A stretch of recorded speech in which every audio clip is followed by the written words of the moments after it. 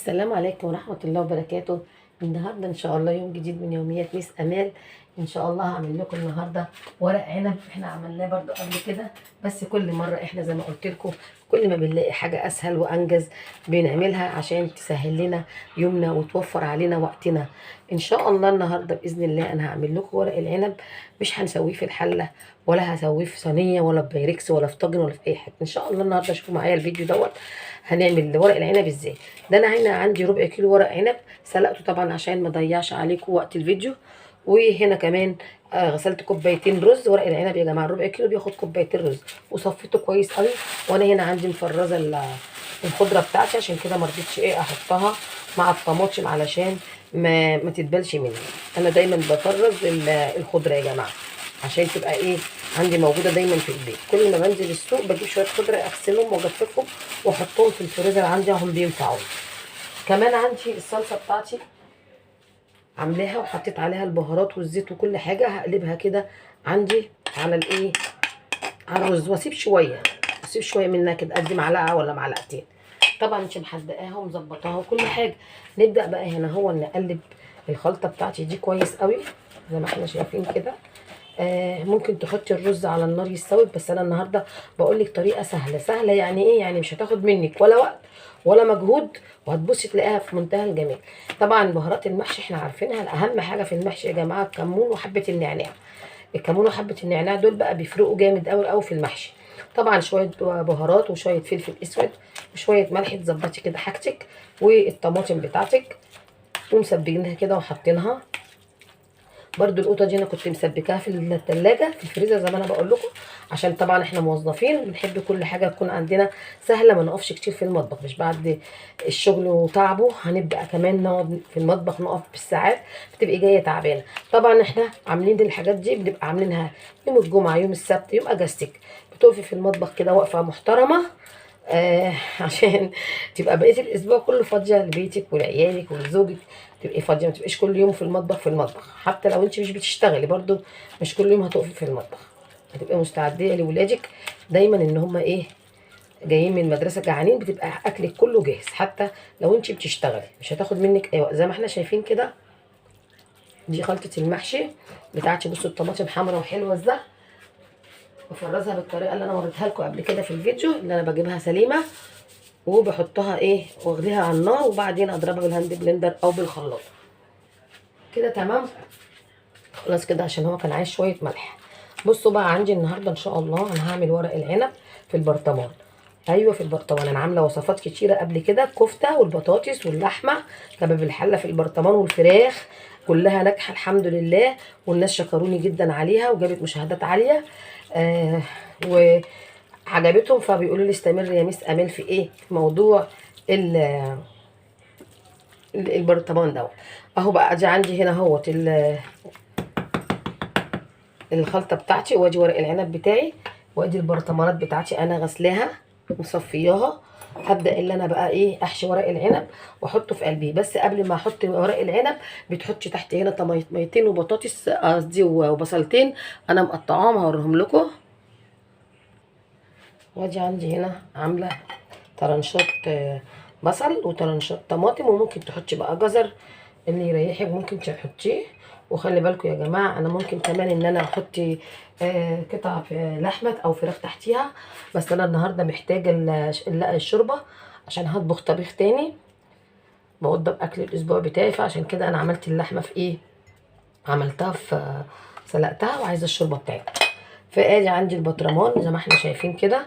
انا حطيت في القعر كده اهوت شويه البصل حتتين كده حلقتين صغيرين بصل وطماطم. وهبدا ان انا احشي عليه ورق العنب. طبعا احنا بنجيب ورق العنب انا سلقته وغسلته عشان ما اضيعش الوقت عليكم. وادي ورقه العنب بتاعتي اهي. البنات الحلوين اللي لسه بيعرفوا يلفوا ورق العنب بحطها على الناحيه الخشنه هنا. وبتحطي شويه بقى رز كده شايفين يا حبايبي اهو. وتطبقي دي من هنا وتطبقي دي كده من هنا كده اهو. ادي ورقه العنب اتلفت معايا بكل سهوله. هتبداي بقى تحطي في البطرمان كده. هاخد واحده تاني ولو الورقه كبيره معاكي حطي لها حطي لها ورقه تاني عليها قصدي اقطعيها. ولو صغيره كمليها او مقطوعه يعني ما ترميش اي حاجه. ورق العنب غالي دلوقتي ب 40 جنيه فاحنا طبعا كنا مفرزينه. وبرده عندكم الطريقه في القناه. بصوا طالع اخضر وزي الفل ازاي. انا ما بسلقهوش، انا بحطه كده في الاكياس، ولما بطلعه بسلقه. ادي كده اهوت واحده كمان علشان ايه تعرفي ايه بتتعمل ازاي. شايفين اهي على الظهر الخشن. تحطي شويه رز وتلفيها كده اهو، وتجيبي كده عشان ما تخرجش منك الرز خالص، وتجيبي من الناحيه دي كده. شايفين اهي تبقى البتاعه بتاعتك كده، ورقه العنب بتاعتك ملفوفه وحلوه. شايفين؟ انا بقى هخلص الكميه وارجع لكم عشان الفيديو ما يطولش عليكم. وكده اهو انا حشيت المحشي زي ما احنا شايفين يا حبايبي اهو. حشيت البطرمانين. هحط بقى، انا كنت شايله شويه الصلصه اللي قلت لكم عليهم اهو، حطيت عليهم معلقتين كوبايه شوربه كده.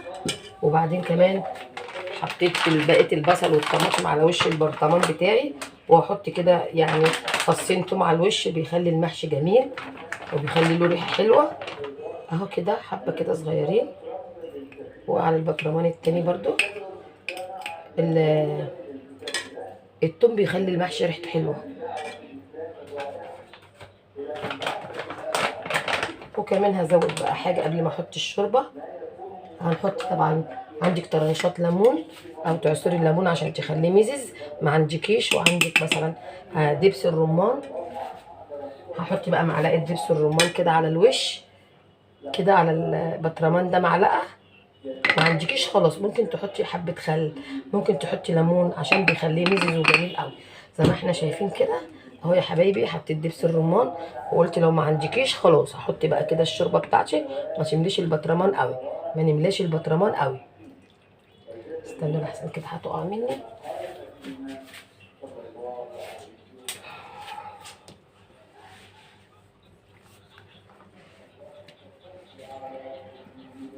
وتحطي بقى كده اهوت وتهزي البرطمان كده عشان الشوربه تنزل فيه. حتى لو الشوربه طلعت كتيره مش مشكله، لما نطلعه نبقى نصفى اهو زي ما احنا شايفين.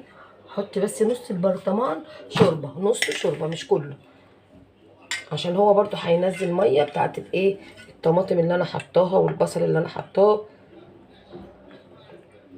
بس كده. وادي الناحيه التانيه اهو عشان يبقى يستوي براحته اهو. لو طلعت الشوربه زياده عادي ادلقها احسن ما يطلع ناقص ويبقى ناشف. اهزي كده البرطمان عشان كل الشوربه تقعد تخش جواه. شايفين يا حبايبي اهو. بس كده. هجيب بقى هجيب ورقه فويل وورقه زبده واغطي البرطمانات بتاعتي. والفرن طبعا بارده. اول بس ما احط البرطمانات انا هولع الفرن. هغطي بقى البرطمان بتاعي.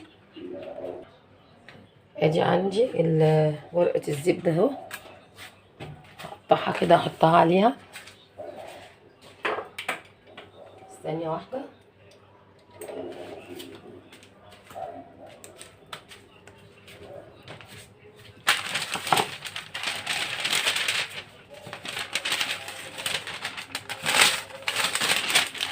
يا حبايبي كده اهو.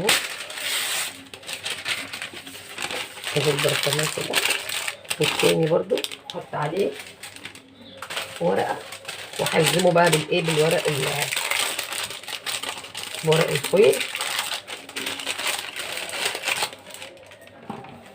عشان يستوي بالبخار ما يبقاش فيه اي منفس. بس اوعي تغطيه بغطا البطرمان لا يفرقع، اوعي. وبرده لما تطلعيه من الفرن ما تطلعهوش على حاجه على حاجه مبلوله. ده زي البايركس بالظبط. والله يا جماعه طعم الحاجه في البرطمان صحيه وجميله جدا جدا جدا اهو كده. طبعا احنا ما بنستغناش عن ورق الفويل في البيت. انا دايما كل كده شهر او شهرين ما بتخلص بجيب واحده، وبجيب ورق الزبده ده زي ما احنا شايفين وبستخدمهم عندي. ما رضيتش احط ورق الفويل على طول على البرطمان عشان بيقولوا مش صحي اهو كده. شايفين؟ احكميه قوي علشان البخار ما يخرجش منه اهو. ادي البطرمان التاني كده وعلى الفرن عدل وكل الوصفه بتاعتنا ما خدتش 10 دقايق ومحشي. مش الناس بقى اللي بتقعد في المحشي، انا اعرف ناس بيقعدوا يومين، يوم يسبكوا ويوم يظبطوا لو كان كرنب ولا ورق عنب ولا بتنجان، ويوم يحشوا ويوم يسووا. طب ليه؟ طب ما هو طريقه سهله اهي. بصوا البرطمان بيحكي. دلوقتي بقى اديني طلعت ورق العنب من قلب الفرنه. بسم الله الرحمن الرحيم. هوريهولكوا بس الاول كده اهوت عشان هو لسه سخن مولع، وهنحطه في السرفيس بتاعنا. بصوا يا جماعه اهو ورق العنب اهو. هفتح قدامكم الورق اهو. بصوا لسه بصوا الدخان بتاعه. وادي البرطمان التاني. بسم الله الرحمن الرحيم. بسم الله ما شاء الله اهو زي ما احنا شايفين. نبدأ بقى نحطه في السرفيس بتاعنا قدامكم اهو. بسم الله. بسم الله الرحمن الرحيم. خلي بالك عشان بيبقى سخن قوي اهو.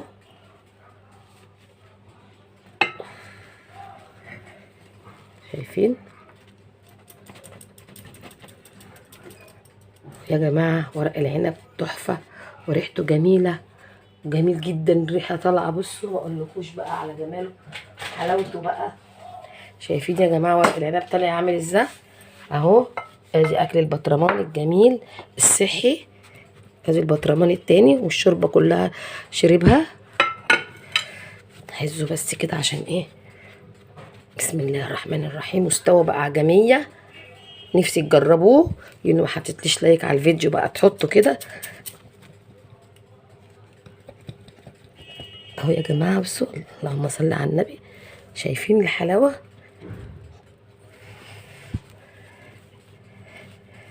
يبقى احنا كده عملناه قبل كده في طاجن بايركس، وعملناه في طاجن فخار، وعملناه في الحله، وعملناه في البطرمان، وما خلاناش نفسنا في حاجه.